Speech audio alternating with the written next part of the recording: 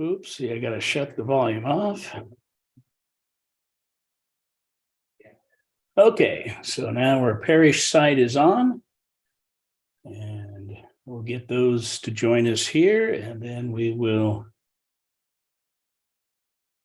get started in about 5 minutes.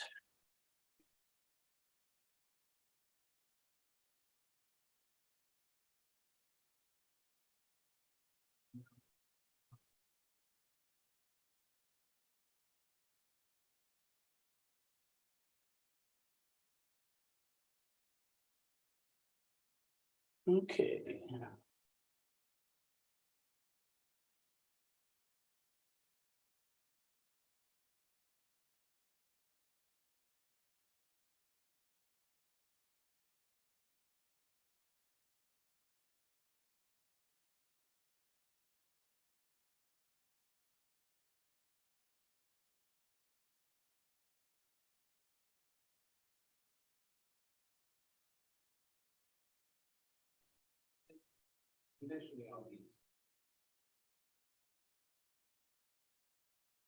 Not sure if it is storming there. We had quite a storm come through about an hour and a half ago. No, but it'd be maybe, yeah, about an hour and a half ago. So we might have some people who are not joining us this evening because of the weather, but we will go forth here in about 4 minutes and start with our study tonight.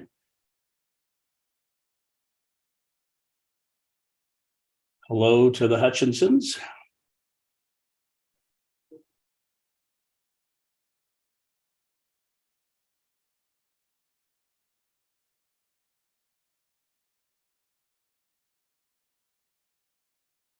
Again, we have 1 Samuel 17, 20 through 24, and 45 through 50 is what we will be focusing on, talking about David tonight.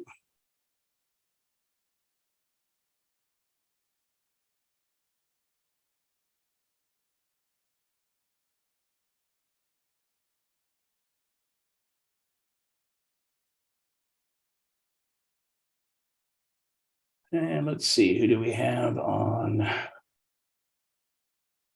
Facebook?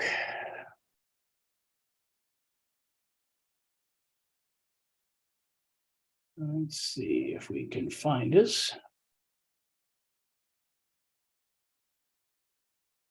There we go. All right. And we have all three going now. We have Facebook, Zoom, and our website. So I think we're all about ready. We got about 2 or 3 more minutes and we'll get things going here.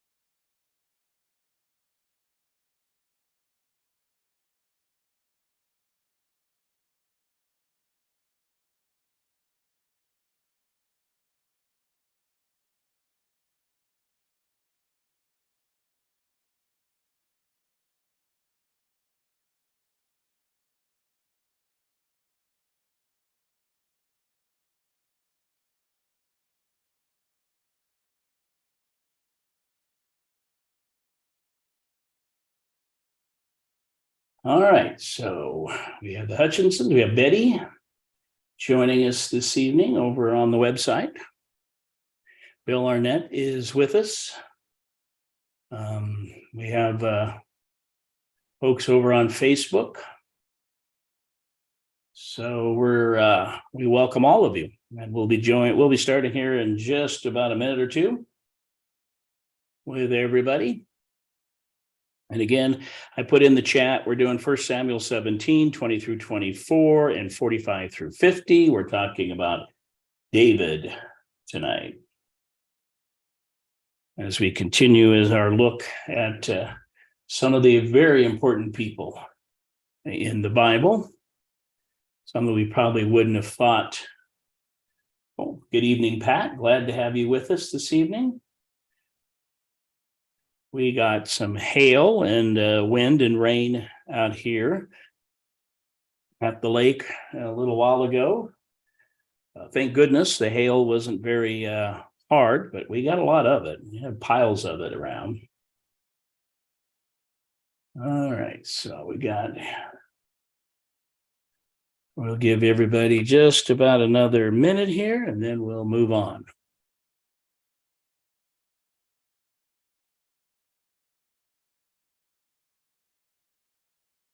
And I put in the chat too that any of you at any time have a question or discussion, just type it up in the chat real quick and we'll stop and try to answer it, or we'll discuss it. So, okay. And again, thank you for joining us tonight. We've had a lot of good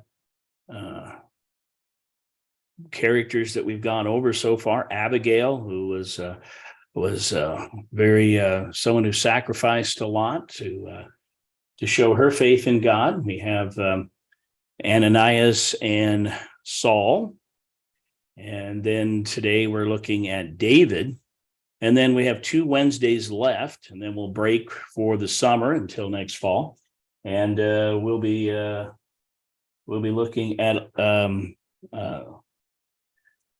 next week. We'll look at Esther, great story about Esther, and then of course we have Isaiah. So those will be our next 2 down the road here. So looking forward to it. Steve, welcome. I know you missed out this morning, so we're glad you're here tonight.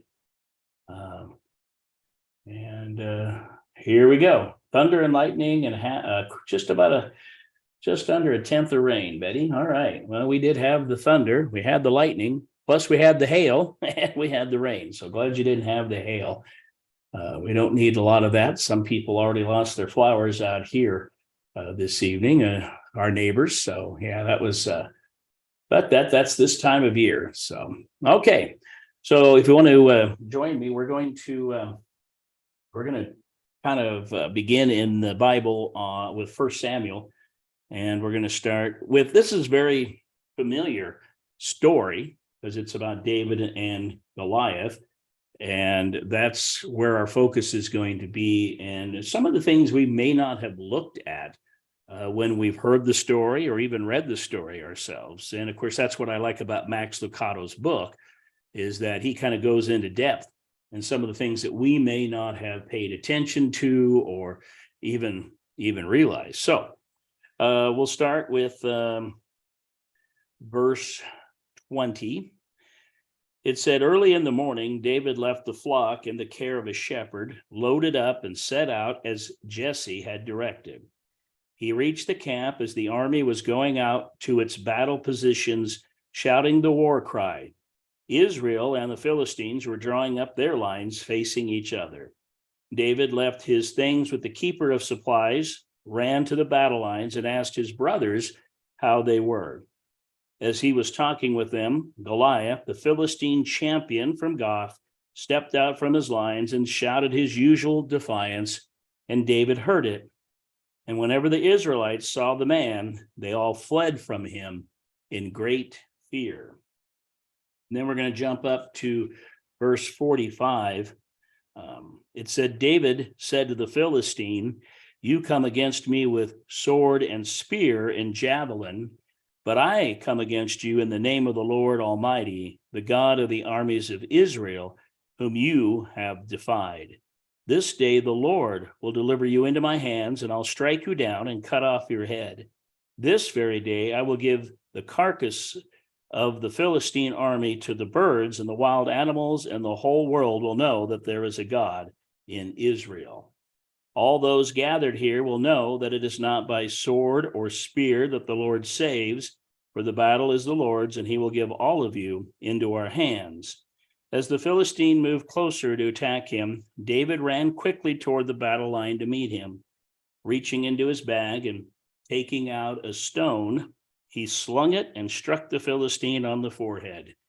The stone sank into his forehead, and he fell face down on the ground. So David triumphed over the Philistine with a sling and a stone. Without a sword in his hand, he struck down the Philistine and killed him. And so those are the verses that Max Lucado wanted us to kind of focus on this evening.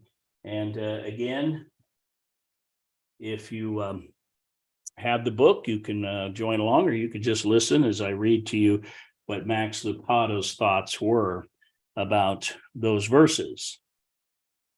The slender, beardless boy kneels by the brook. Mud moistens his knees. Bubbling water cools his hand. We're here to notice, or were he to notice, he could study his handsome features in the water. Hair the color of copper, tanned skin and eyes that steal the breath of Hebrew maidens. And he searches not for his reflection, however, but for rocks, stones, smooth stones, the kind that stack neatly in a shepherd's pouch and rest flush against a shepherd's leather sling.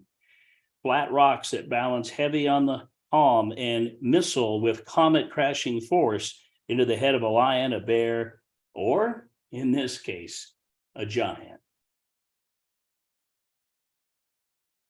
Goliath stares down from the hillside.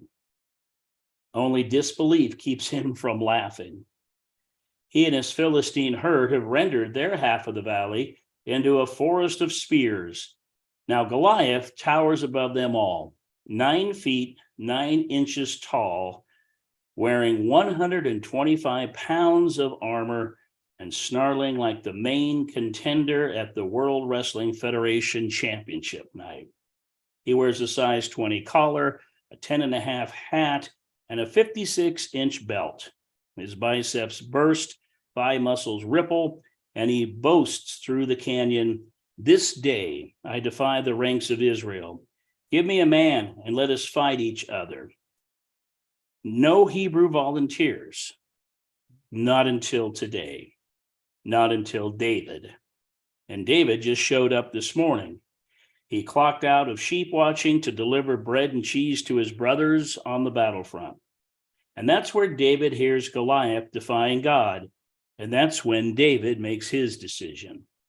Then he takes his staff in his hand and he chooses for himself 5 smooth stones from the brook and puts them in a shepherd's bag, in a pouch that he has, and his sling is in his hand. And he draws near to the Philistine. Goliath scoffs at the kid.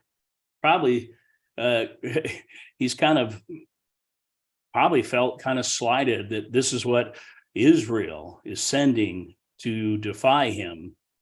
And he says, "Am I a dog that you come to me with sticks?" Skinny, scrawny David, bulky, brutish Goliath. I mean, really, what odds would you give David against his giant? And then this is when Max kind of ties it into our lives. Better odds perhaps than you give yourself against yours. Your Goliath doesn't carry a sword or shield. Your Goliath brandishes blades of unemployment, abandonment, depression, loneliness. Your giant doesn't parade up and down the hills of Elah. Your giant prances through your office, your classroom, your house, your life. Goliath brings bills you can't pay, people you can't please, a career you can't escape, a past you can't shake, and a future you don't want to face. We know well the roar of Goliath. David faced one who foghorned his challenges morning and night. For 40 days, twice a day, morning and evening, the Philistine giant strutted in front of the Israelite army. Well, our Goliath does the same. First thought of the morning, last worry of the night. Your Goliath dominates your day and infiltrates your joy. How long has your Goliath stalked you? Goliath's family was an ancient foe of the Israelites. Joshua drove them out of the promised land 300 years earlier. He destroyed everyone except the residents of 3 cities, Gaza, Gath, and Ashdod. Gath bred giants like Yosemite grows sequoias. Saul's soldiers saw Goliath and mumbled, "Not again. My dad fought his dad. My granddad fought his granddad." And we have said similar words. I'm becoming a workaholic just like my father. My mom couldn't keep a friend either, and neither am I. Part of my family has had depression, and so do I. Is this ever going to stop? Goliath, the long-standing bully of the valley, he awaits you in the morning, and he torments you at night. He stalked your ancestors and now looms over you. He blocks the sun. He leaves you standing in the shadow of a doubt. When Saul and his troops heard the Philistine challenge, they were terrified and lost all hope. And I think that's the same thing that we go through when we face our Goliaths. Sometimes we face them and then we lose hope. We feel like it's a giant that we cannot beat. But what am I telling you here? You know who your Goliath is. You recognize your Goliath's walk. You recognize your Goliath's talk.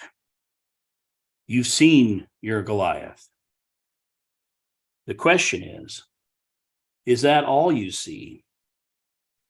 His voice, but is that all you hear?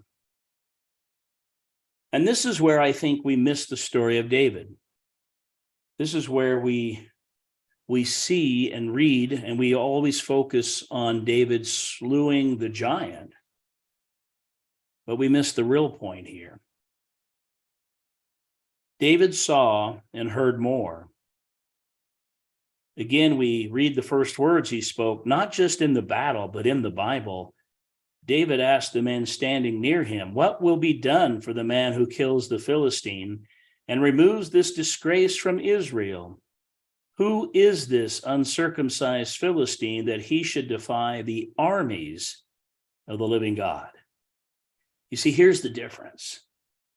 David showed up and his focus was with God. The soldiers didn't mention God. His brothers never spoke about God. But David takes one step onto the stage and he raises the subject of the living God. He does the same with King Saul. No chit-chat about the battle or questions about the odds, just a God-birthed announcement. The Lord who delivered me from the paw of the lion and from the paw of the bear, he will deliver me from the hand of this Philistine. Isn't that awesome? I mean, he comes into the fray. He comes to this battlefield, and instead of focusing on the battle, what do I need to do to beat Goliath? What do you think? I remember that in the story, Saul gives him armor, and he removes it. He doesn't need it because he has come focusing on one thing that none of the others were focused on, and that is God. He's talking about God. None of the army isn't. Saul isn't. He is talking about God. So then he continues this theme with Goliath. And when the giant mocks David, this is how David replies. "You come against me with sword and spear and javelin, but I come against you in the name of the Lord Almighty, the God of the armies of Israel, whom you have defied. This day the Lord will deliver you into my hands, and I'll strike you down and cut off your head. Today I will give the carcasses of the Philistine army to the birds of the air and the beasts of the earth, and the whole world will know that there is a God in Israel. All those gathered here will know that it is not by sword or spear that the Lord saves, for the battle is the Lord's, and he will give all of you into our hands." No one else has discussed God to this point, right? No one. But David does. In fact, David discusses no one else but God. And then there's this subplot that appears in the story. More than David versus Goliath, this is God focus versus against giant focus. Everybody else was focused just on Goliath, like we do. We focus on our Goliaths. We don't focus on God, but not David. David sees what others don't and refuses to see what others do. He sees the giant, mind you. He just sees God more so. And let's look again and listen to David's battle cry. You come to me with a sword, with a spear, and with a javelin. But I come to you in the name of the Lord of hosts, the God of the armies of Israel. Note the plural noun here. Armies of Israel. Armies. The common observer sees only one army of Israel, okay? If you were to show up on that battlefield, you would have saw the army of Israel, the one army. You would have seen Goliath and his army, and you would have seen David. But David knows a little bit something different here. Not David. He sees the allies on D-Day. Platoons of angels and infantries of saints, the weapons of the wind and the forces of the earth. God could pellet the enemy with hail as he did for Moses. He could collapse walls as he did for Joshua. He could stir thunder as he did for Samuel. David sees the armies of God, not the others, just David. And because he does, David hurries and runs toward the army to meet the Philistine. And that's something to hang on to. When you're facing your Goliaths in your life, you have the armies of God behind you. If you'll focus on God and not focus on the giants. If you don't focus on the Goliaths, but instead you focus on the armies of God that are there to help you and support you. Okay? So, David is rushing off now towards Goliath. David's brothers are probably covering their eyes, both in fear and embarrassment. Saul sighs as the young Hebrew races to certain death. And Goliath, he throws back his head in laughter, just enough to shift his helmet and expose a square inch of forehead flesh. David spots the target, seizes the moment. The sound of the swirling sling is the only sound in the valley. The stone torpedoes through the air and into the skull. Goliath's eyes cross, his legs buckle. He crumples to the ground and he dies. And David runs over and yanks Goliath's sword from its sheath, shish kebabs the Philistine, and cuts off his head. You see, you might say that David knew how to get ahead of his giant. That was Max Lucado's, not my joke. What was the last time, though, you did the same? I mean, how long has it been, think about this, since you have run towards your Goliath? Because a lot of times we tend to retreat, or we duck behind a desk of work, we crawl into a bottle. We do many things to what we feel will help us against our Goliath. For a moment, a day, or a year, we might feel safe, insulated, or just numbing to our Goliath. But when the work runs out or the liquor wears off, we hear Goliath again. So instead of running to those things that are temporary and not good for you, maybe try a different track. Rush your giant with a God-saturated soul. Talk about running right for that giant of depression. Now, it may take a lifetime, but you can say, you're not going to conquer me, Goliath, because I have the armies of God on my side. How long since you loaded your sling and took a swing at your giant instead of finding another way to take away that pain, turning to drugs or alcohol. David is our model here.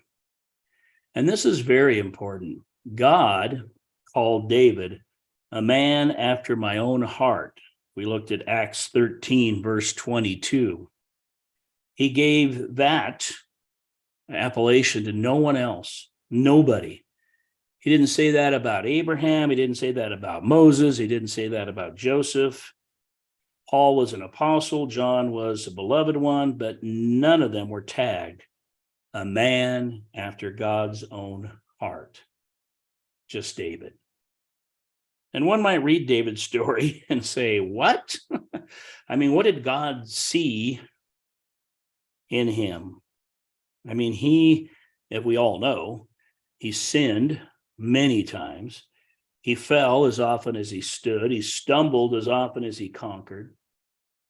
But yet we forget he stared down Goliath. Oh, he oogled at Bathsheba. Then he defied God mockers in the valley. And yet he joined them in the wilderness. He could lead armies, but his family life was a mess. Raging David, weeping David, bloodthirsty David, 8 wives, 1 God. And we would look at David and say, how could that be possible that God would say he was a man after my own heart? You see, God saw him as such. And because of that, that should give hope to all of us. David's life has little to offer the unstained saint.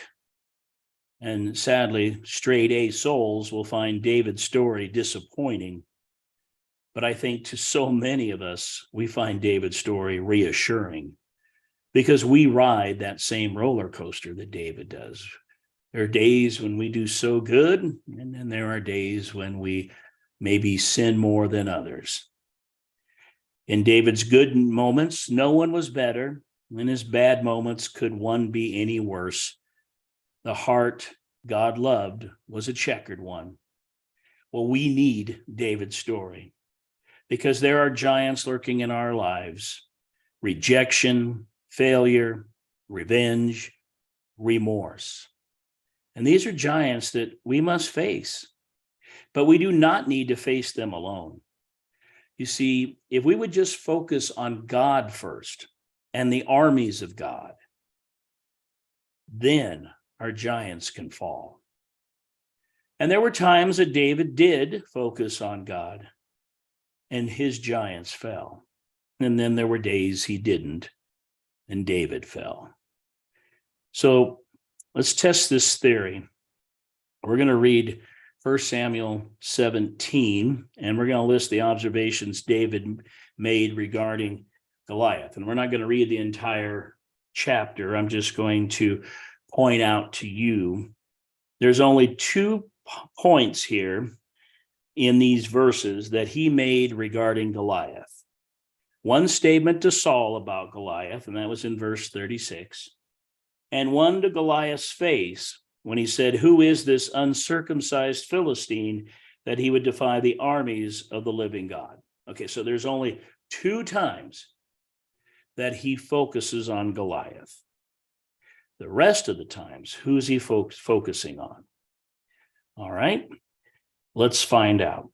Verse 26, the armies of the living God. Verse 36, the armies of the living God. Verse 45, the Lord of hosts, the God of the armies of Israel. Verse 46, the Lord will deliver you into my hand, that all the earth may know that there is a God in Israel.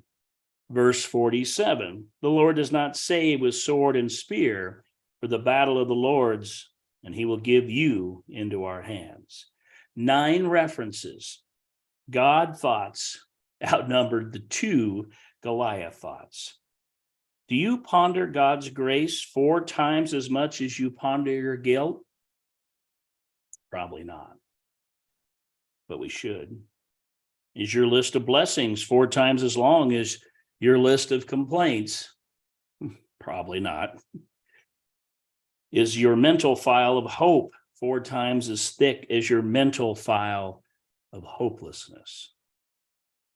Are you 4 times as likely to describe the strength of God as you are about the demands of your day?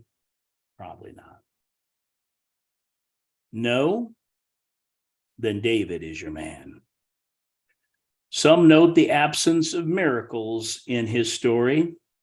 No Red Sea openings, chariots flaming, or dead Lazarus walking. No miracles. But there is one. David is one. A rough-edged, walking wonder of God who neon lights this truth. Focus on giants and you will stumble. Focus on God and your giants will tumble. Lift your eyes, giant slayer. The God who made a miracle out of David stands ready to make one out of you. And that's our lesson from Max Lucado tonight. And it just speaks volumes, I think, of how we face our giants. And isn't it something? You get up in the morning and you start worrying about that giant right away. And throughout the day, because of work or some other things, you may have quieted that giant down. But at night, once again, the giant comes back. We need to focus on God. We need to focus on God's armies. We don't need to focus on the giants. We focus on God. And then with God's help, those giants will fall. It takes time. Sometimes it takes years. But you keep the battle going. Just like David had battled his giants throughout his whole life. He had his highs and his lows, just like we do. But he always focused on God. And when he took that focus off, then he struggled. And we do that every day. We may have days where we focus on God, and we have great days. And then we have days when we're focusing only on our giants, and those days are tough. Those days are rough. So put your discussions or questions in the chat before we wrap up again this evening. Next week, we'll be looking at Isaiah, and I will give you, Esther, jumping ahead there. And of course, read the story of Esther. Esther is a great, great book. And I'll type in, but I'll also tell you to get a piece of paper and something to write with, and I'll give you what we're going to focus on next week during our time here together. And next week, Esther 4, verses 13 through 16, and then chapter 7, verses 2 and 3. So that's Esther chapter 4, 13 and 16, and then chapter 7, 2 and 3. And I'll put those in the chat here real quick. For everybody so they can also look back later if they need to. If I can spell Esther right. Esther chapter 4, 13 through 16, and then chapter 7, 2 and 3. So those are the ones we'll focus on for next week. And again, if you have any thoughts or questions about tonight's study, this is a good time to put them in the chat so we can talk about it or share it with others as I continue to multitask here and put in the verses for next week. There we go. For those of you on the Bible or on the website, and then for those of you on Facebook here, this will be next week's readings. Esther's a great story because she, again, is kind of like Abigail. She had to do something that she knew would be very dangerous. She didn't know if she was going to survive or not. But, when Abigail had to go out and meet King David, who was coming with 400 of his men, she didn't know if she would be struck down. And of course, with her faith, that didn't happen. And the same thing here with David. And so Esther it kind of continues with that theme. So Ananias didn't know Saul was going to kill him when he was called. So we have all these people we've been looking at who have had to have strong faith and are focused on God.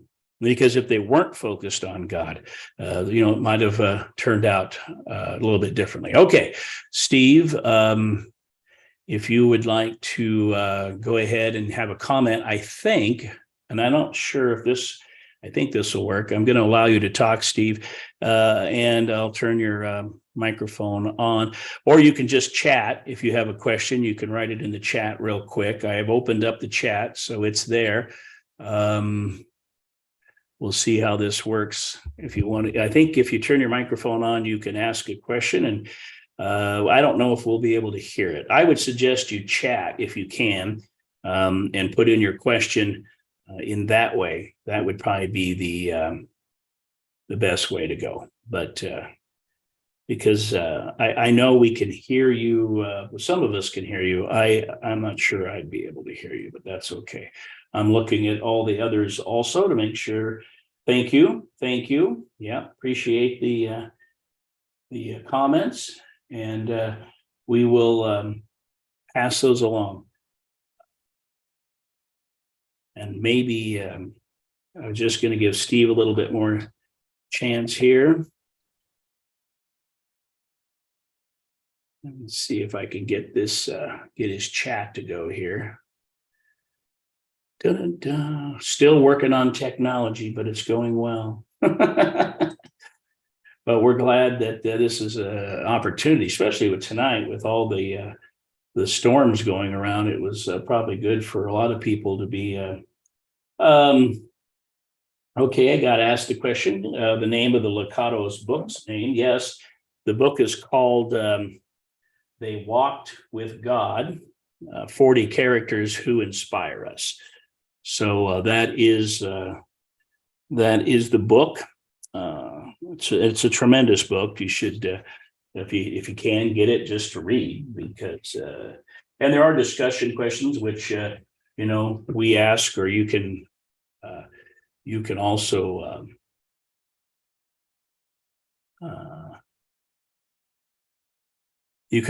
read ahead if you want to also. So, all right. Steve, hang on to your question and bring it up, I guess, in Bible study next week, because I can't see if you're allowed to chat. I tried to unmute you, but it's not. Oh, there we go. Maybe now you can chat.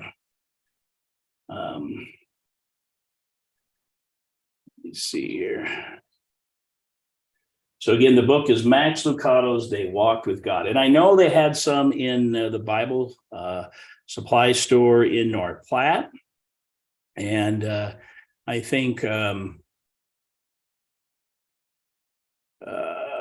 also you can order it, of course, on Amazon or however you want to do it. But it is a good book to follow along. And again, you don't have to have it, but if you want to, it will help you as you can study ahead. Okay. All right. Again, thank you all for joining us tonight. Go ahead, and any of these characters that we looked at, Abigail and Ananias and Saul, then tonight, David, anytime, it's not a bad idea to just read verses before and after the verses we look at, because it kind of gives you a little bit better of an insight too of what we're Cornelius. Yeah, we had Cornelius too. Forgot about a week. We have Cornelius, who was in Acts 10. So don't forget about Cornelius too. You can look at Cornelius. You can look at Ananias and Saul. Look at those and look at them. And yeah, my captions are behind. Yes, they are. Everything I say on Zoom, by the way, comes over to the parish website, and it's got a delay on it. And the same thing with Facebook. If you're watching on Facebook, everything's going to be a little bit behind. So just remember that. So sometimes you might ask a question and I won't get it right away because, or you won't. Yeah, I won't see it right away because you're not going to hear it. So just to know that. But anyway, so I don't see anything else. We'll have a little prayer here, and we'll close it up for the evening. And again, we thank you for joining us here this evening. Gracious God, we know that our focus always seems to go on our giants, on our problems, on the demands that we have every day, and we forget to focus on you, God. And if we focused on you first, and then knowing that you are there with us and all your armies, then we could face our giants. and we could feel confident that we're going to control our giants. And it may take some time, but we know that we can defeat those giants. We can defeat the issues that face us. And that the more and more we pray, the more and more we feel your presence with us, strengthen our relationship, and know that we have your support because you love us, you created us, we're your children, and that your armies are there to battle for us. Then I feel we'll be able to take those giants and kick them to the curb, just like David did. So God, open up our hearts, give us that trust in you, that we know that we can count on you to help us face the giants, the Goliaths we have today, and be with those who are facing Goliaths right now. Show them your strength, your love, and give them the courage and that they need to defeat their giants. Thank you for all who are gathered here tonight. And we just thank you for those who hear this message throughout the week, that they may confidently follow you and strike down their giants. In Jesus' name, amen. All right. Thank you again for joining us. Appreciate your time. Have a wonderful, wonderful rest of your week. And we'll be back again next Wednesday evening, 6 o'clock Mountain, 7 o'clock Central, right here on Zoom and our website and Facebook. So again, thank you all and have a blessed evening.